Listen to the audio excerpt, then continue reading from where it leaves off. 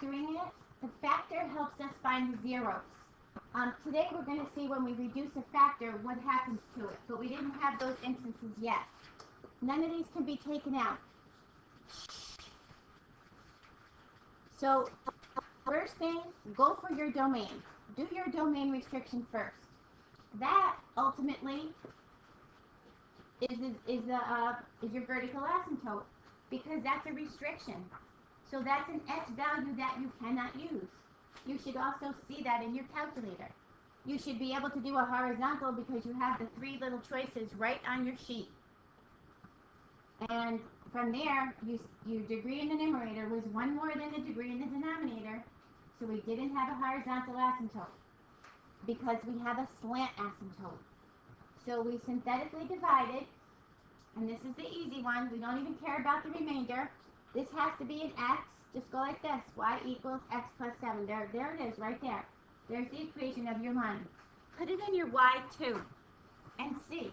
If your graph crosses that, then that's not the equation of your slant asymptote. The end behavior has to follow right along that slant. The x-intercepts, this is easy.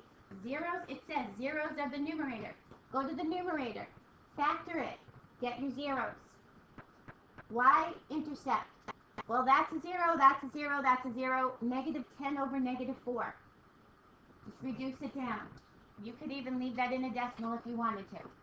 I like a fraction, but I'm not opposed to the decimal. Max and mins, you know how to do max and mins? You have a relative for both, because what is your domain? Your range on this, the range keeps going up, down, and down here, so you've got a relative for both. A relative max, a relative min. 3 decimal places. That doesn't change. Concavities, this makes a nice cave down. This makes a nice cave up. Remember, they go off the x values. And increasing, decreasing goes to your max and your mins, just like before. Are you sure your y-intercepts are right? Am I sure? This y-intercept? The x-intercepts? Yeah, I'm sure. How do I get my minimum and my maximum? By using your max and your mins? Did anybody else get these? Yeah, I got it. Do you want me to graph this? Your range, wait till you have your max and your mins and do your range.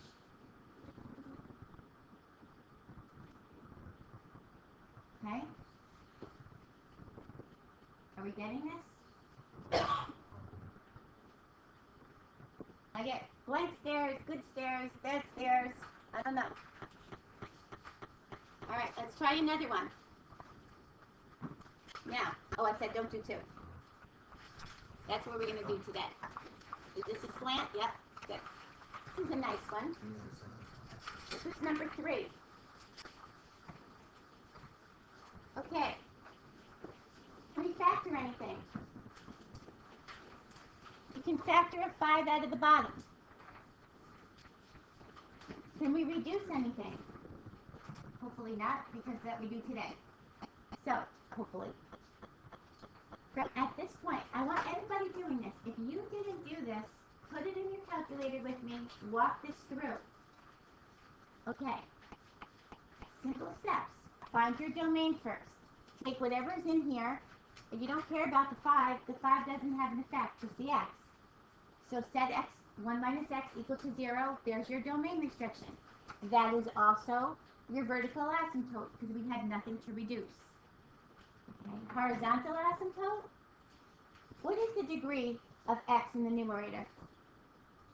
0. There's no x, so that must have been a 0. It was invisible there. So 0 to 1.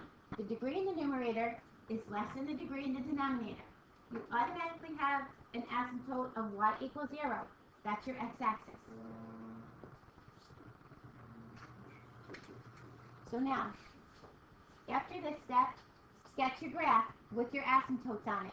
X equals 1, y equals 0. Put this in your calculator. Now get it to your graph.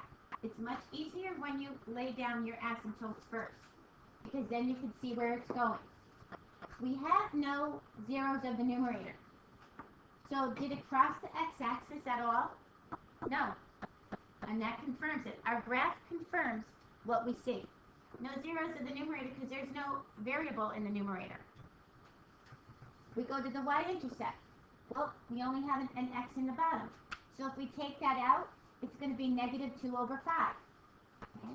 Make it real simple when you do this. This x comes out of here. So negative 2 over 5. There's your y-intercept. Right? And we can confirm that on our graph. Look at your 0 and see that it's negative 2/5 or negative 0.4. Your domain and your range, you got your domain. You could at this point get your range. The only y value that you can't use is a 0 because that's where your asymptote is. And you've got your concavities. And did I do an increasing? They're both decreasing. Yes. No max and min. Kyle? Go ahead. Your questions are good, guys. Your questions are very good. You got it? Yes. How do you know when there are maximums? So here's the problem. This line keeps going up and up and up real close and never touches that. So it technically keeps going up like that. This line keeps going down like this. So there is no place for that to be a max or a min. And this one too. If it sharpens like this, yes. But once it flattens out and it comes like this and goes this way, these keep on getting more minimum, this keeps on getting more maximum. There is none. It's hard to see on your calculator because when you graph this on your calculator, it can't get very close, so it looks like it stops. But it doesn't. So will only the slant ones have them? The slant ones will give you the max and the mins. And we do see one or two when we jump the axis. I don't know if I put one in this homework. Sometimes it like jumps over the axis and comes back, so or rides along that axis, and that will have a little bit of a max to it or a little bit of a min depending on where it is. But these are endless. They keep on growing. Okay with this one? This one's a nice, easy one. This is just like the one we did in class. Yes. Inflection. I didn't ask you to do the inflections on these, but the inflection was more like this one. The one that went like this. This had an inflection because it looked like it was supposed to go up, but it changed its mind and went down. So technically that was an inflection, but I just said don't worry about the inflection. Something like this graph does not have an inflection. It has to have a way where it's changed its mind when it started to turn.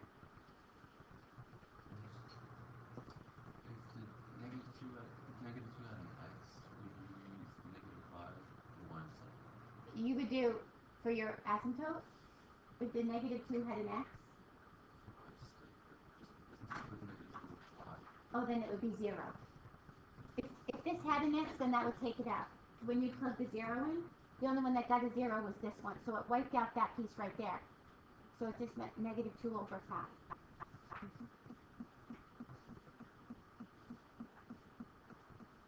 And to be honest, you could cheat a little bit.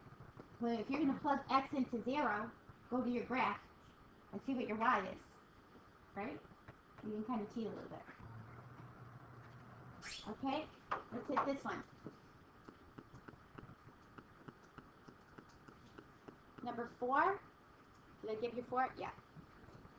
Number 4, we can't factor the top. I think we had the exact same numerator yesterday, didn't we? This was the exact same problem as we did yesterday? Okay, so you didn't have to do this one. Made your life easy. This one, yes, you can factor the top. It's perfect squares, but we can't reduce anything. Domain, we look at your denominator. B. We find your domain restriction. That is also your vertical asymptote. Your horizontal asymptote says the degree in the numerator is exactly 1 more than the degree in the denominator. So there's no horizontal, but there is a slant. So we synthetically divide the 0 That's a factor on the bottom. Get to 0. Divide it. Ignore the remainder. So all you need to do is this. Y equals 4x minus 8. There it is. Because x2 over x1 has to start with an x1.